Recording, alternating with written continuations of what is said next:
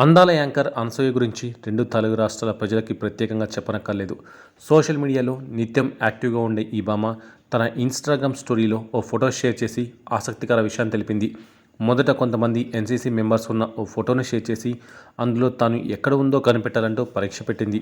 ఈ పరీక్షలో కొందరు కరెక్ట్గా గెస్ చేయడంతో తను ఆ ఫోటోని జూమ్ చేసి తనని హైలైట్ చేసి చూపింది. ఇక 2000 సంవత్సరంలో న్యూఢిల్లీ కంటోన్మెంట్ ఏరియాలో జరిగినప్పుడు తీసిన ఫోటో ఇది. స్కూల్ లెవెల్లో నేను ఏపీ జూనియర్ వింగ్ ఎన్సీసీ కమాండర్ని. అప్పుడు 15 స్టేట్స్తో పోటీపడి మేము థర్డ్ ప్రైజ్ గెలుచుకున్నాము అని అనసూయ తెలియజేసింది.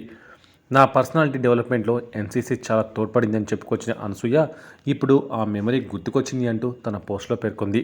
ఇక ఆ ఫోటోకి అనసూయ 24 ఏళ్ళు అయిపోయింది, చాలా చేంజ్ అయ్యాను అంటూ కామెంట్ రూపంలో తెలిపింది.